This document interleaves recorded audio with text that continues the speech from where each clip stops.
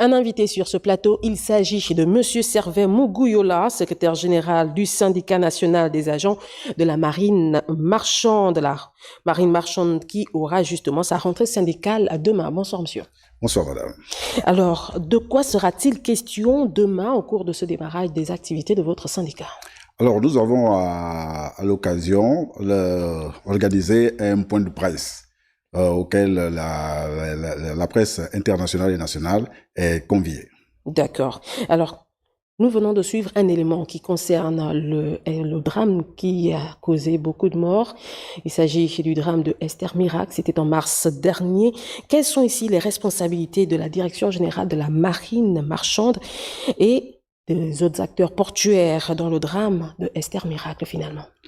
Alors, vous savez qu'à la suite de ce drame, le procureur de la République avait ouvert une enquête pour établir les différentes responsabilités.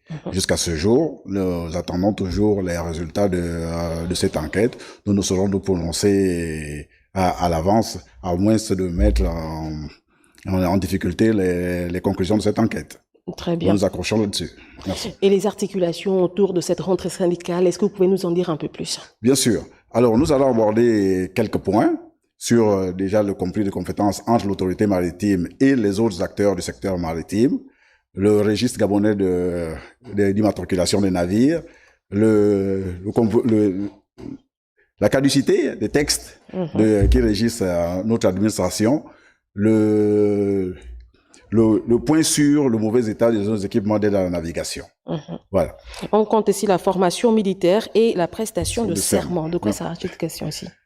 Alors, depuis un certain moment, les agents de la Direction générale de la marine marchande qui opèrent en mer comme à terre n'ont pas reçu de formation militaire depuis bientôt 20 ans.